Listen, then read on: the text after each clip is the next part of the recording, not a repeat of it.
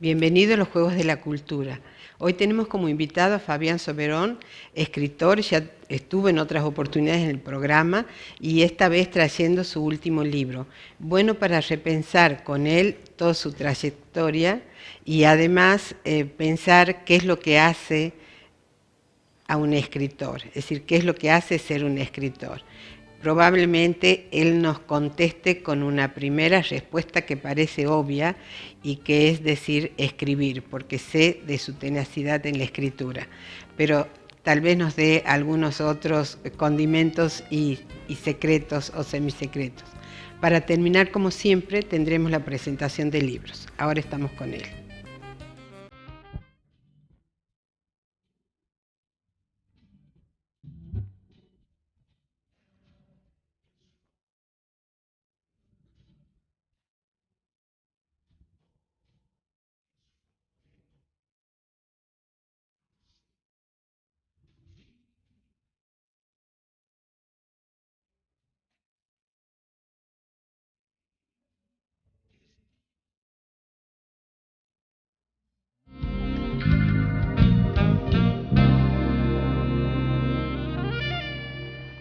Gracias, Fabián, por venir y traer tu experiencia de escritor, porque creo que es valioso, de eso se trata de alguna manera este programa, ¿no? Cómo cada uno se implica en lo que hace y cómo lo que hace lo va influyendo, transformando, también despertando la pasión, esa pasión que está al inicio, pero que necesita su fuego y ser sostenida, ¿no?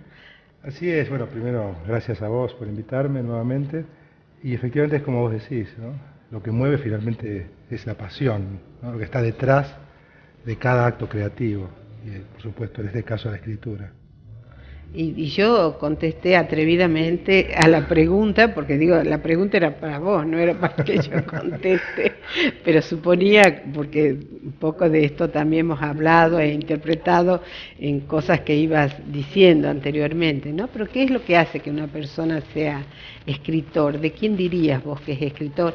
O de tu propia experiencia. ¿Por qué? Porque vos me dijiste, al poner el rótulo, siempre les pregunto qué pongo debajo del nombre, y me dijiste escritor, posicionado en ese lugar.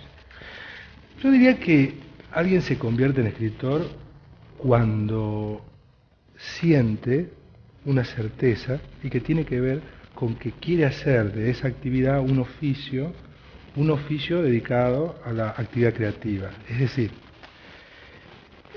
primero hay una especie de autoconvicción o una autoconvicción, es decir, una convicción de que la escritura no es una actividad menor, no es un pasatiempo, sino que la escritura forma parte de la vida y, para decirlo en términos kafkianos, es la vida.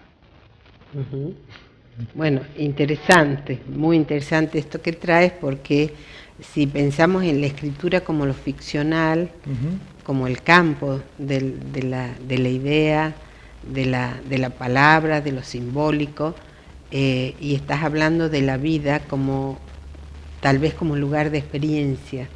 Sí, claramente, es una actividad que tiene que ver con la experiencia. La escritura es una experiencia, ¿no? Es decir, uno vive... Pero también la vida.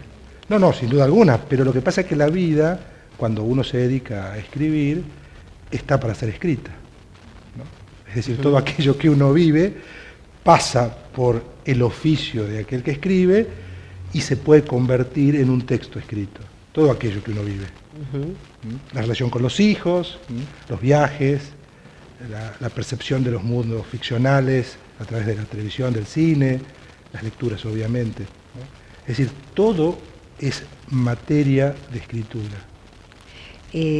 Esto como asociación me trae la idea de estar escrito en el cuerpo, la idea de las ciudades son textos para ser leído,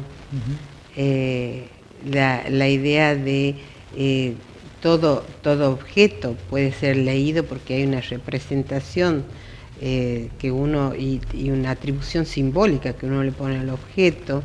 Entonces, ¿qué valor tiene la palabra, ¿no? Y dónde estaría esa cuota de ese tanto de experiencia y ese tanto de ficción, porque estarían muy entremezcladas por lo que estás diciendo. Sí, yo pienso continuamente, ¿qué es lo que hace que una ciudad me cause fascinación? ¿Por qué nos fascinan las ciudades? Es decir, ¿qué relación tenemos con los espacios por los que circulamos, ¿no? Hay ciudades, por supuesto, que a uno desde lo imaginario lo convocan. En mi caso, Nueva York. Yo tenía, por supuesto, como tenemos todos, vistas películas, libros que había leído, etcétera, y ya tenía una imagen, una representación, como vos decías, de la ciudad. Cuando estuve ahí, lo primero que quise fue recorrer la ciudad, pero siempre pensando en escribir la ciudad. Claro, trae esto como punto de partida y haciendo referencia ya al último libro que se llama Cosmópolis. Nueva York es una ciudad de película, en todos los sentidos, porque uno lo ha visto tanto en película que parece que está viviendo una película, o está de protagonista en una película, y por otro lado es de película porque, como dices, fascina, ¿no? ¿Qué sería para vos esto que fascina? Bueno, yo fui a Nueva York en un viaje, digamos, en viaje anterior, en un viaje donde recorrí distintas ciudades de Estados Unidos y escribí ya sobre esa ciudad, y me parece que el primer encuentro produjo una serie de textos que tienen que ver con esa primera fascinación, que fue una especie de constatación de lo fabuloso, de lo extraño y al mismo tiempo de lo que veía en ese instante. De lo familiar. Exacto, de lo familiar. Porque esto que uno tiene la sensación que ya lo conoce. Lo conoce. Ese cruce dio como resultado los textos de ciudades escritas. Eso motivó que yo quisiera volver a Nueva York, pero con la idea de un programa, con la idea de un libro que iba a resultar de ese nuevo viaje. Ese segundo viaje yo ya tenía la idea de escribir no sobre aquellos íconos del turismo, no sobre aquellos espacios como Times Square o la Estatua de la Libertad, para citar dos casos nada más, no sobre esos espacios, sino sobre esos personajes que yo pudiera conocer, con los cuales pudiera dialogar o podría seguir en la vida cotidiana. Es decir, quería escribir esas historias secretas o no vistas por el turista. Y así es que yo iba con esa idea para escribir el libro que hoy ya está publicado, se llama Cosmópolis. De modo que ese libro reúne una serie de historias de personas que viven en Manhattan y en Brooklyn y que forman parte del paisaje cotidiano, no de ese paisaje for export o de ese paisaje que aparece a primera vista para el que visita una semana la ciudad. Claro, lo que estás diciendo ahí aparecerían los dos planos posibles. Una, esa panorámica general, abuelo de pájaro, decimos en el lenguaje corriente, y tener esa mirada de conjunto de Nueva York, rápida, tratando de conocer todo. Y la otra que señalas, que parece muy interesante, porque ya es entrar en la vida de esa ciudad a través de la particularidad de personajes que te llamaran la atención. Exactamente. Cualquiera sea. Sí. Entonces, en subjetivizar ya esa relación, tanto para vos, porque es acercarte con la lupa al detalle, a diferencia de la perspectiva muy general que se puede tener o no como turista. Parece descalificador decir turista. No quería descalificar, en realidad quería mostrar nada más que las dos miradas. No que digas, sino porque muchas veces se descalifica esta condición de turista. El turista es como pasar muy rápido, sin detenerse, sin vivir suficientemente la situación, ¿no? ¿No llevabas ningún prejuicio respecto a Nueva York? Sí, claramente. El prejuicio que tenía y que luego se convirtió en un juicio es aquel que sostiene que Nueva York es la ciudad en la que las minorías son lo común. Ese era el prejuicio que yo tenía, pero que luego lo constaté y lo convertí en un juicio, ¿no? Una ciudad donde lo extraordinario es lo ordinario, es decir, donde los grupos étnicos, religiosos, culturales son de una diversidad apabullante, pero en realidad eso es lo que a mí más me fascina de la ciudad. Ahora, ¿lo sentiste como centro del mundo? Sí, efectivamente. No, a ver, yo no conozco China, no sé si conocés, porque hay otros lugares novedosos, o los Emiratos Árabes, Ujú. como que están una intensidad de crecimiento muy marcado y Sí. con mucho recurso económico. Ujú. No sé qué sensación te producirá Sí, ir a estas cosmópolis. en realidad yo creo que esta ciudad, además de tener un presente frondoso en esas historias cotidianas que aparecen en el libro, esas historias cotidianas están cargadas de ese pasado también excepcional. Pensemos que Nueva York fue, podríamos decir así, parafraseando a Walter Benjamin, la capital del siglo XX.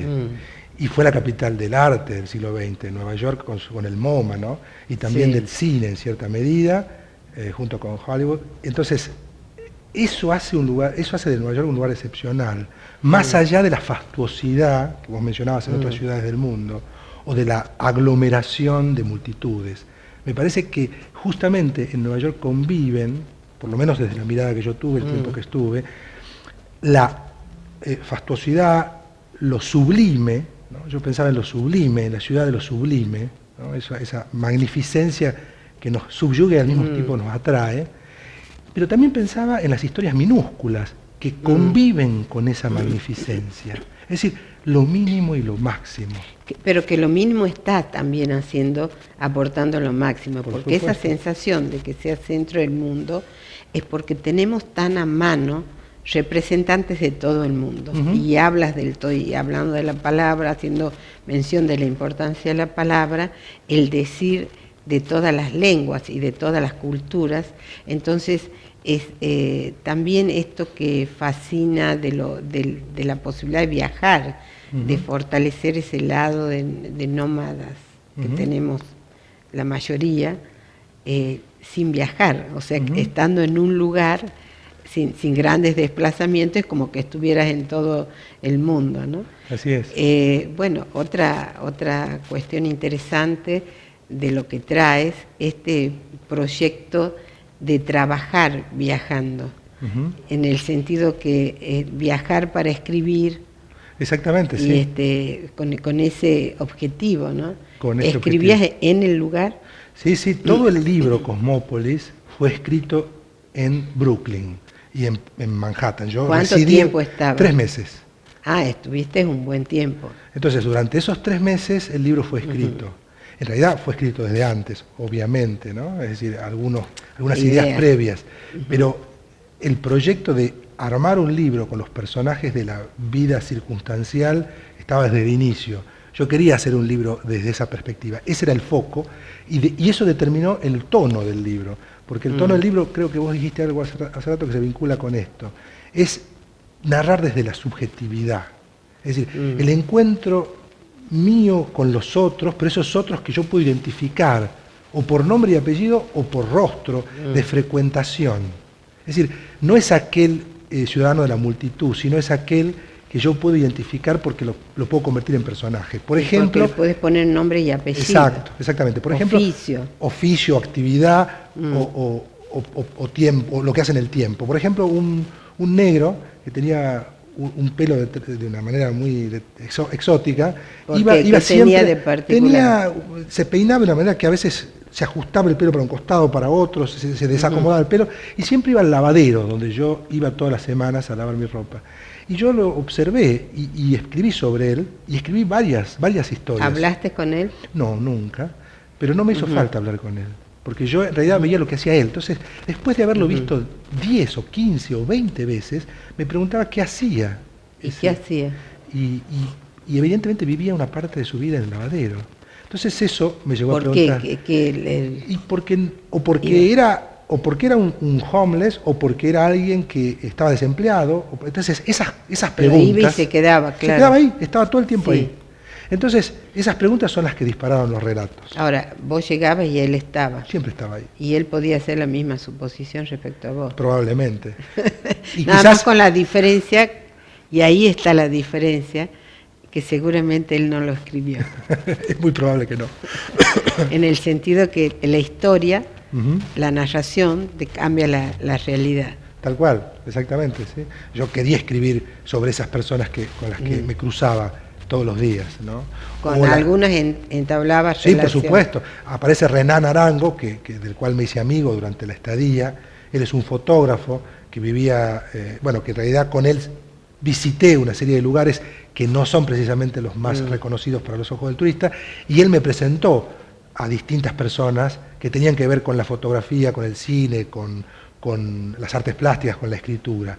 Y esa red que se fue generando a partir de la estadía fue la que fue también generando historias, porque esas personas, por ejemplo, una mujer que es escritora, periodista, que vive ahí, me contó una historia sobre una persona que ella frecuentaba, y esa historia también está ahí, que era la historia de una persona que guardaba bebidas y comida durante muchos años antes del atentado de las Torres Gemelas, y que cuando se produjo el atentado se instaló en el sótano, ¿no? Y no salió de ahí por mucho tiempo. Entonces la historia que ella me cuenta, que a su vez me ha presentado Renan, es una historia del libro, ¿no? Es decir, pero eso es lo que yo quería justamente. O las historias que me cuentan sobre el subte, o lo que yo observaba en el subte. Yo viajaba todos los días de Brooklyn a Manhattan, y en ese subte, el subte es de alguna manera una cifra de la red social, ¿no? En Manhattan y en Brooklyn se encuentran esa diversidad que vos mencionabas, eso estaba ahí en el subte, representado. Músicos, homeless, gente que pide, personas que leen la Biblia, personas que leen la Torá, musulmanes, es decir, que a mí me parece, eso me parece fascinante. ¿Te deslumbró la arquitectura? ¿Está de fondo el paisaje? Sí, claramente, sí. Porque es otro aspecto muy llamativo. Sí, digamos. por supuesto, las escaleras y las ventanas, ¿no? Las innumerables ventanas. ¿Sí? Y todo lo que puede haber detrás de esas escaleras ventanas. exteriores. Esas escaleras exteriores. Que son de escape, para servir para escape. Sí. Ahora, yo decía, si uno pudiera conocer, aunque sea atisbar alguna de esas historias que esconden las ventanas, ¿no? De hecho, yo viajé también con una divisa, que fue la recomendación que me hizo un escritor amigo francés que se llama Philippe Claudel, que él me recomendó el libro Ventanas de Manhattan, de un escritor español. Bueno. Y yo iba de alguna manera con esa premisa, ¿no? Suena, claro, uno tiene un recuerdo ventana indiscreta, esto que uno puede ver la vida de los otros. Así es. Sí, yo siento que de alguna manera fui en cierta medida, y creo que esa es la actividad del cronista, en parte, que es la actividad del espía, ¿no? Ahora, pensaba en los tiempos de realización, porque está por un lado la exigencia de tu propia exigencia, ponerte esta propia exigencia de decir en 3 meses tengo que producir el libro, y por otro lado el tipo de actividad te exigía una suerte de atención flotante, y en esto asociación con psicoanálisis como técnica, que te lleva su tiempo y que te lleva a estar abierto a escuchar y escuchar visualmente también, como cuentas vos que estabas haciendo, en el caso del relato del negro, de este hombre de raza negra, y o sea que tenés esa contradicción en dejar que las cosas acontezcan para que fluya y aparezca aquello que despierte la pasión y te justifique como escritor, o sea, que te atrape, que puedas escribir, y por otro lado el plazo que te ponías de 3 meses para producir. ¿Cómo jugaste con esa dinámica del tiempo? Bueno, a mí eso no me produce coerción ni limitación, la cuestión temporal. Todo lo contrario, me parece que en ese plazo, más allá de que yo supiera que iba a terminar el libro por completo o no, en ese plazo yo sabía... No era una autoexigencia terminar el libro. No, o sea, yo suponía que lo iba a terminar.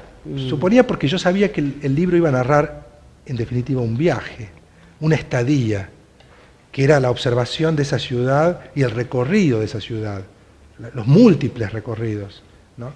Lo que me disparaba a la ciudad. Entonces sabía que iba a poder hacerlo desde esa perspectiva.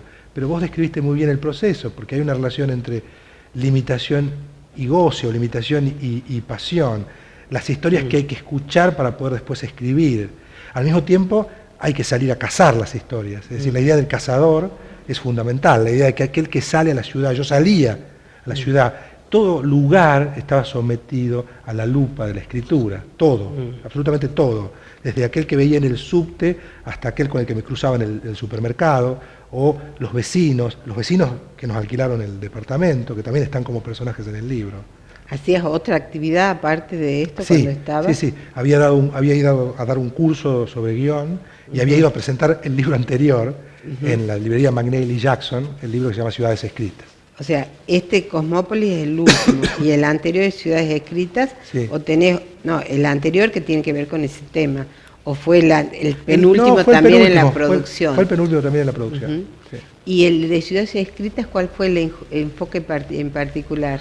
Ahí yo quise armar una serie de relatos sobre distintas ciudades en las Ujú, que estuvimos.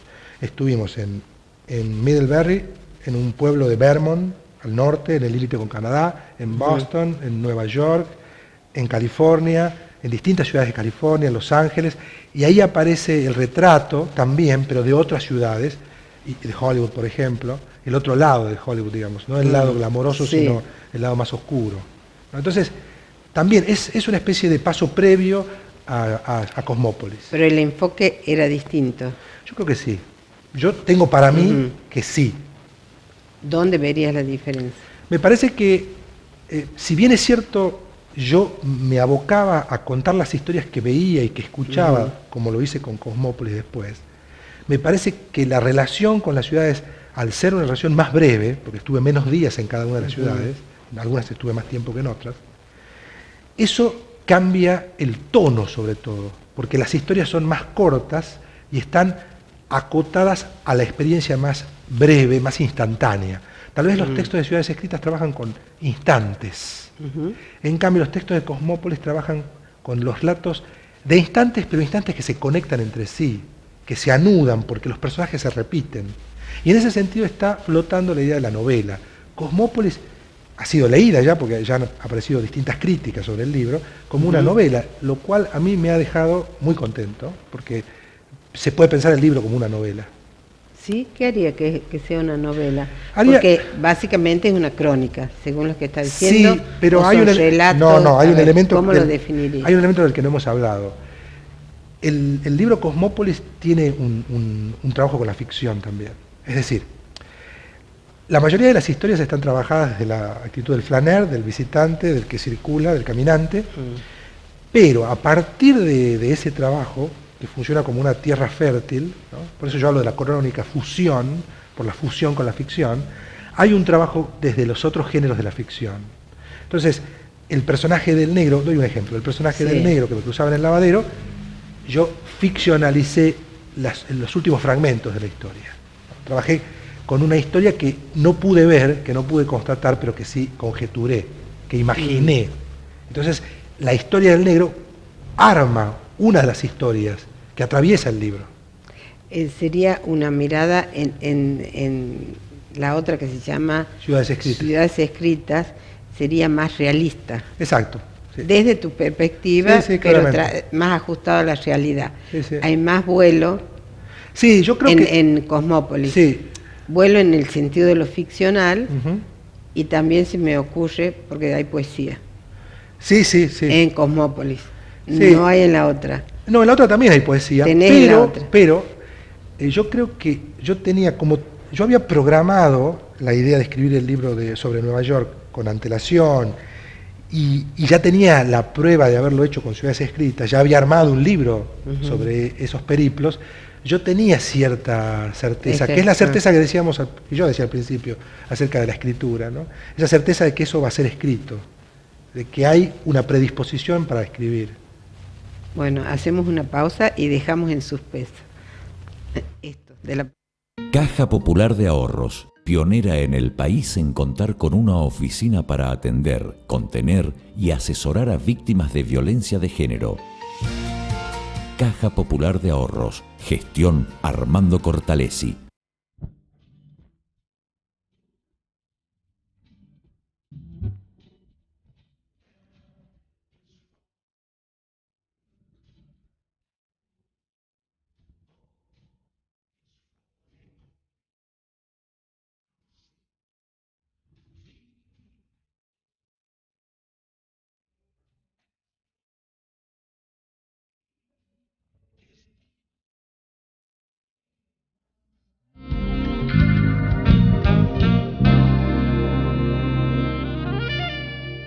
Bueno, decíamos de la certeza de escribir, porque la certeza en realidad era la convicción que la pasión estaba, o tal vez la fuerza del deseo que estaba marcado.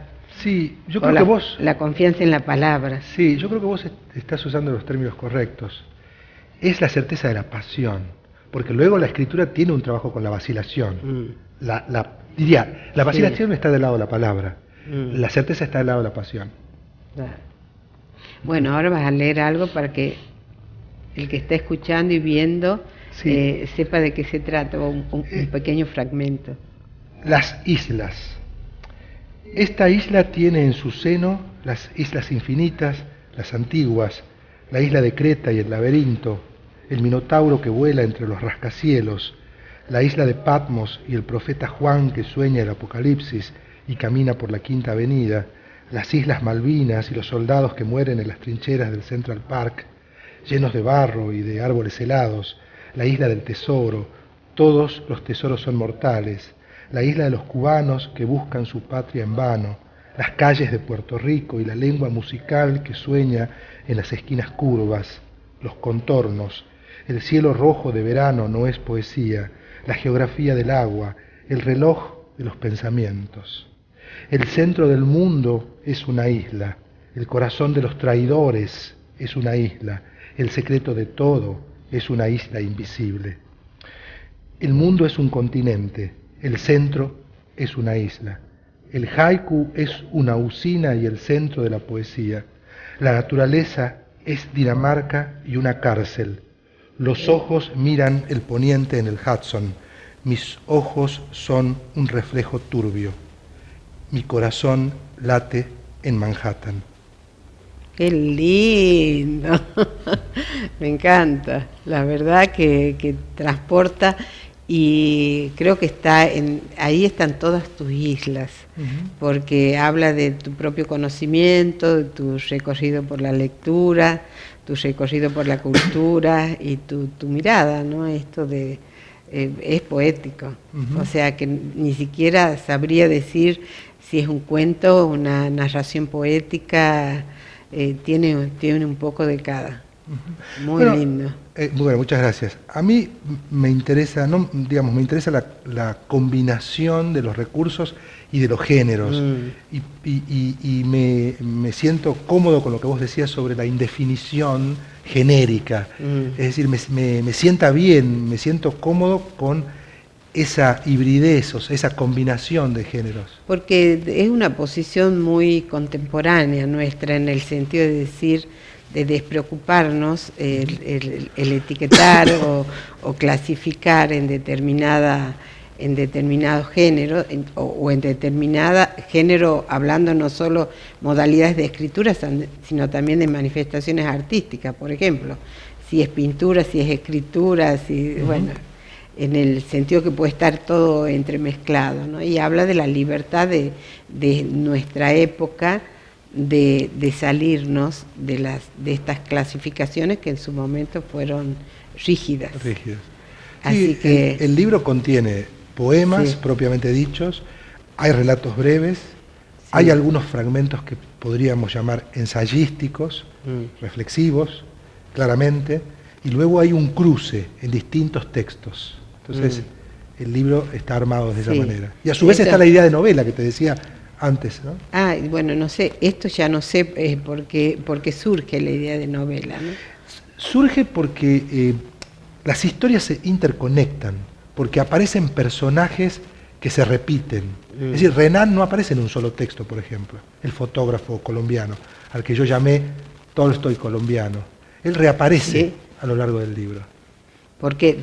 ¿Qué te Porque él no solo me cuenta distintas historias, sino que además con él mismo hice distintos recorridos por la ciudad, por la noche, durante el día. ¿Él qué hacía?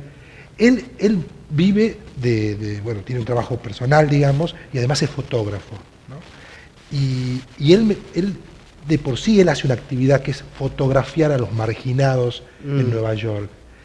Y las historias que él me contó fueron historias que merecían ser escritas, ¿no? Que yo creía que se podían convertir en textos del libro. Él te arrimaba historias para... Sí, y me presentaba personas. Y él lentamente se fue convirtiendo en un personaje del libro. Son muy buenos narradores los colombianos, no sé él. Sí, él es un gran narrador. En términos de narración oral, he escuchado realmente narradores que son deliciosos en la forma y también en las tonalidades.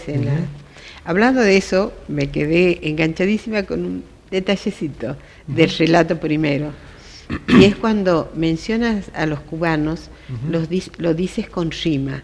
Fue intencional, porque hay esa ruptura y algo que entre los escritores contemporáneos tratan de evitar, es decir, en la narración con rima, ahí suena con una musicalidad que lo atribuiría muy bien a lo cubano.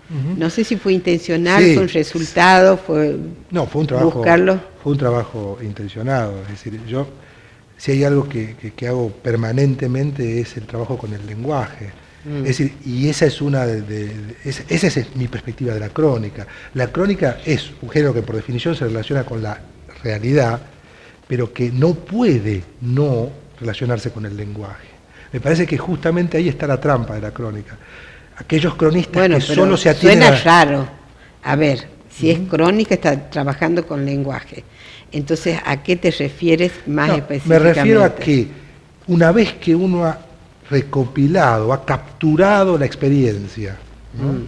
O esa idea que tenemos de la experiencia, la representación que tenemos de la experiencia, a partir de ahí está el texto, que es solo texto. Claro, y que solo puede desprenderte de lo que le dio, que fue el punto de partida. Exacto. De hecho, este primer texto fue escrito antes del viaje.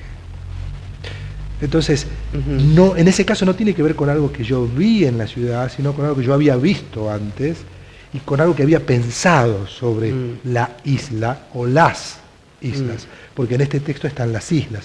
¿Qué tiene la condición insular, digamos? ¿Qué tiene? Bueno, esa era la pregunta que me hice para escribir el texto, ¿no? Sí. Y traté de responderla a través de... Sí, de este algo también lo dices, por supuesto, en el texto, porque tendría ese carácter de nuclear. Nuclear en el sentido de núcleo que genera alrededor una serie de cuestiones. La idea de concentración, ¿no? Me interesa. La idea primero del aislamiento, o sea, de la separación del continente, la idea de corazón, de centro. Y ahí de núcleo. Y la idea de núcleo. Es decir, la idea de separación, desprendimiento, aislamiento y a la vez de centro secreto. Un centro del mundo, pero a la vez también de la cultura, ¿no? Sí, metafóricamente hay muchos significados para seguir haciendo una cadena de significaciones y bueno, nos llevaría lejos. Sí, pero podemos seguir, en vez de seguir por la isla, de pensarlo a esto en el recorrido inverso a lo producido, porque tenés el Cosmópolis, tenés el otro libro, Ciudades Secretas, escritas, y bueno, está interesante lo de secretas. ¿Qué tendrían de secretas? ¿Son tus secretos? Bueno, hay algo, siempre aparece un secreto en el texto, ¿no? Sobre todo en relación con la crónica. La idea de la intimidad. La crónica en ese sentido trabaja también con la intimidad. La realidad no es solo lo que vemos, sino también lo que percibimos. La propia, la del escritor. No solo la que pueda ver a través de las ventanas. Exactamente. En realidad sigue siendo la propia. La que vea es la propia. Bueno, interesante esto, ¿no? Hay, de nuevo, es muy bueno lo que dices, porque despierta muchas asociaciones, ¿no? Pensaba en este libro del perfume, donde hay toda una pesquisa a partir del olor, del olor que va sintiendo un personaje y va haciendo toda una investigación, muy, muy conocido, por eso lo traigo a cuento. Y aquí también es como que hubiera algo que te va llevando como ese olor, esa pesquisa que vas buscando a través de la producción de los libros y que te va llevando a distintos lugares, porque si hacemos el recorrido, tenés el anterior de entrevistas, el anterior, ¿cuál es? El instante, el libro Mamá. Que esta es una pesquisa también. Sí.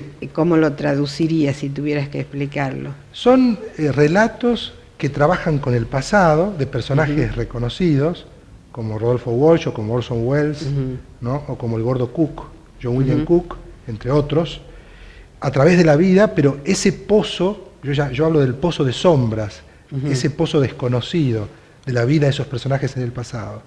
Es decir, el pozo es cubierto por la ficción. De nuevo, como el caso de la historia del negro. ¿Sí? ¿Y Mamá? Mamá es una crónica biográfica de la vida de mi madre, pero también es una autobiografía, porque inevitablemente aparece el narrador, ¿no? ¿Y el anterior? El anterior es el libro Vidas Breves, que es un libro de relatos muy breves, que trabaja esa fusión que ya mencioné en el instante, ¿sí? Entre el pasado de personajes reconocidos y la ficción.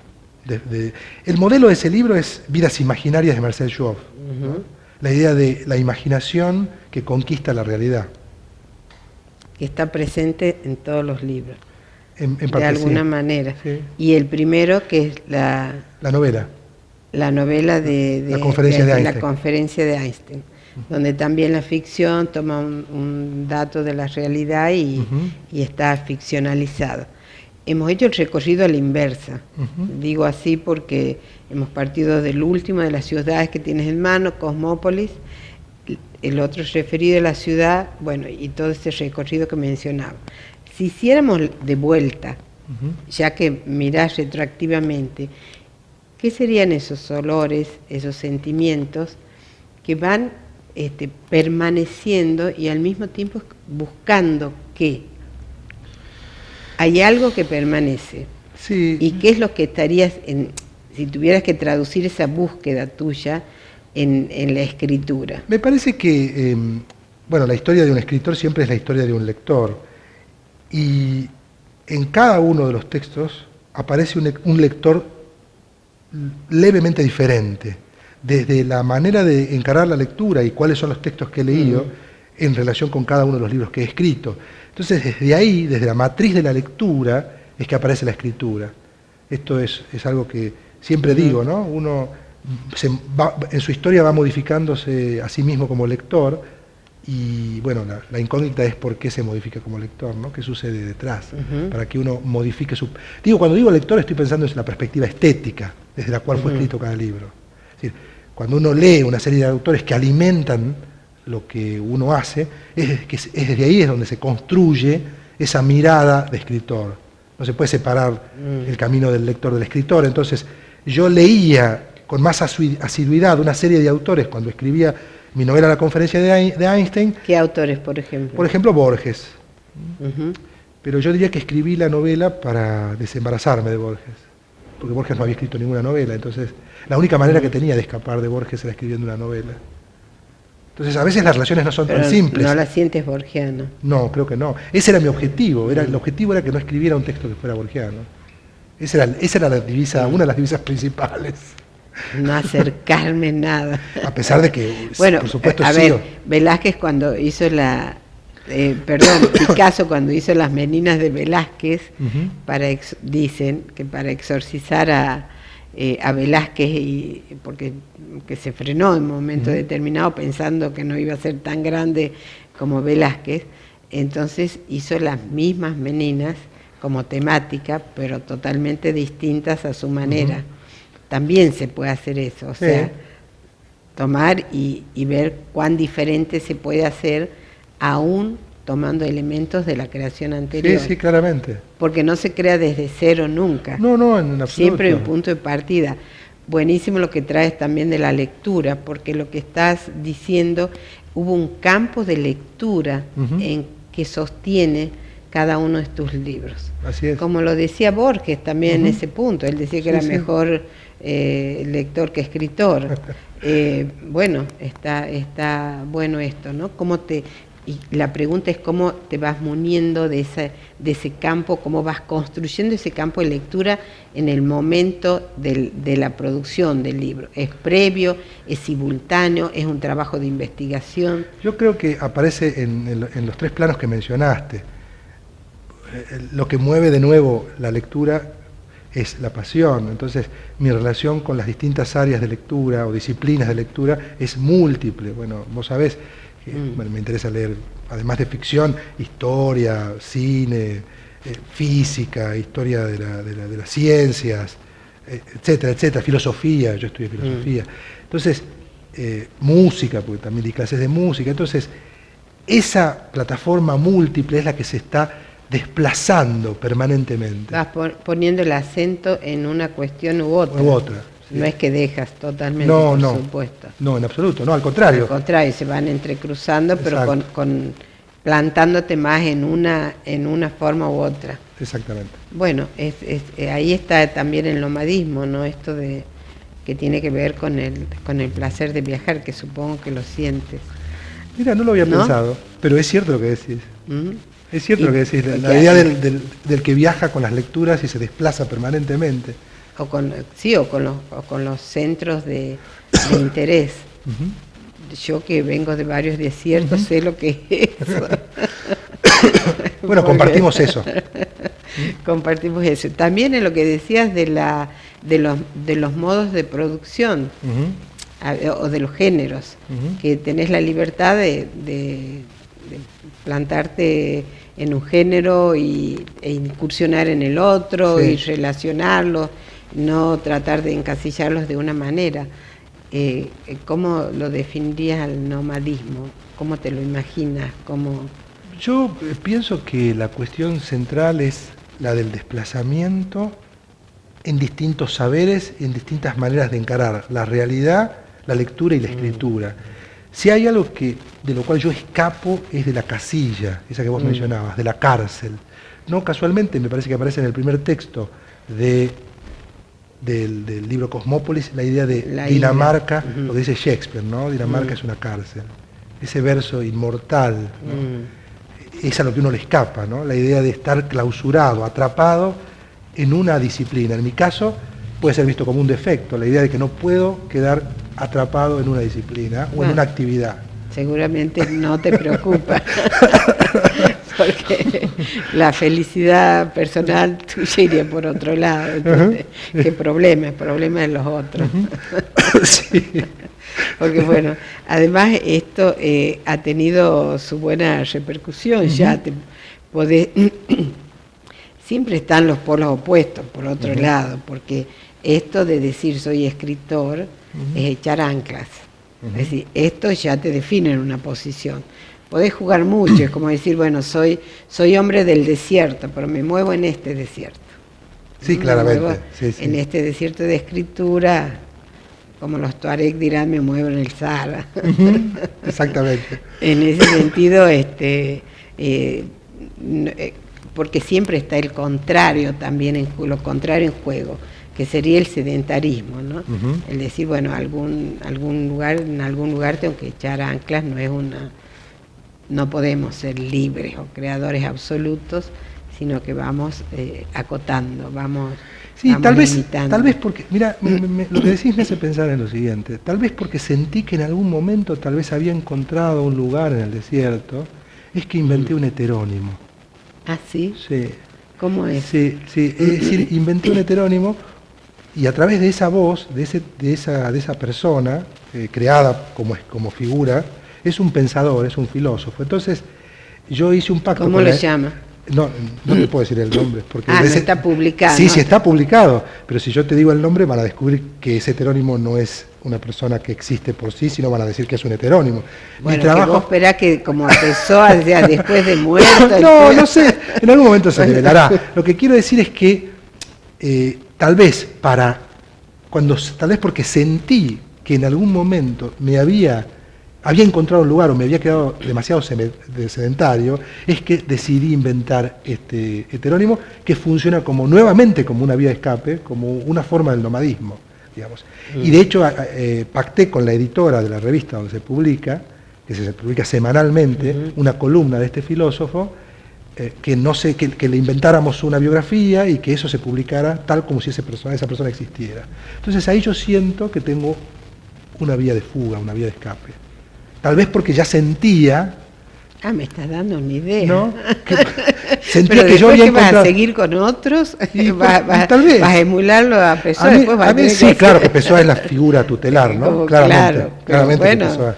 una genialidad de todos modos, esto que pueda inventar personajes y ese desdoblamiento Ujú, en tantas personas, en tantos conocimientos, ujú. tantos decires de forma distinta, que más allá de hacer un personaje como en una obra de No, teatro, no, claramente.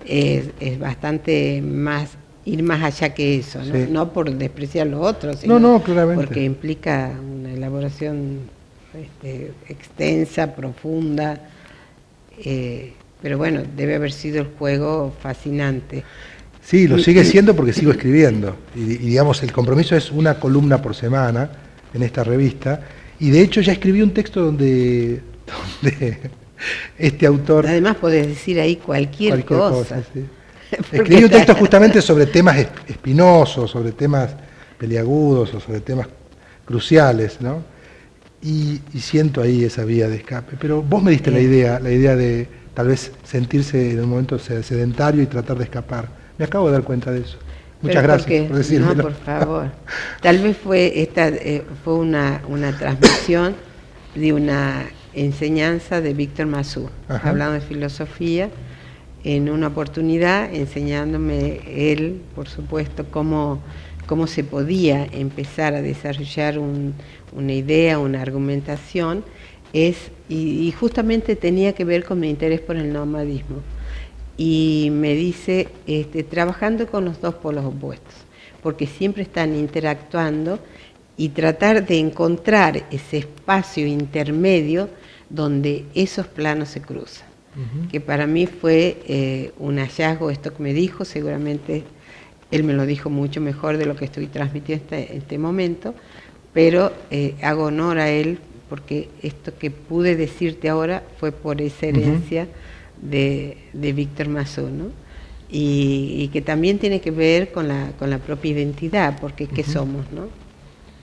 ¿Qué somos? En el sentido de, estás hablando de la necesidad del heterónimo y Sí, todo lo el demás. otro día me encontré con Lucía Piosek y ella Sí. me dijo una frase de Paul Ricoeur que tiene que ver con esto. Me dijo, para Ricoeur la identidad es la fidelidad a una promesa. Ujú. Ah, qué lindo. Y me Eh, pareció no solamente una idea impactante, sino también ujú, hermosa, ¿no? Porque claro, ahí lo que a uno lo hace pensar rápidamente es la idea de promesa, ¿no? ¿Qué mm, sería? ¿Promesa a qué? ¿Al origen? ¿A ujú. qué sería la promesa? Y bueno, hemos llegado al final de la entrevista. Se me ocurre decirte que tu propia promesa, dicha tal vez dicha en otra oportunidad, que a mí me quedó grabada, fue una promesa a vos mismo, pero que viene de un origen que no podemos saber, vos podrás investigar y habrá otro origen por detrás y así indefinido, pero era, hay que escribir, Ujú, que implicaba quiero escribir. ujú, Y esto cuando todavía no tenías ningún libro escrito. ujú. Y hoy tenés, ¿cuántos son? Estoy 7. contando, 7 libros escritos. Esa promesa se va cumpliendo. O sea, esa identidad se va construyendo. Ujú. Así que, bueno, esto bien ahí, como dicen los chicos, bien ahí, Ujú. por esta consistencia en tu propio planteo, ¿no? Bueno, Así que bueno, muchas gracias por invitarme, ¿no? Muchas gracias, gracias. gracias. Caja Popular de Ahorros, pionera en el país en contar con una oficina para atender, contener y asesorar a víctimas de violencia de género. Caja Popular de Ahorros, gestión Armando Cortalesi.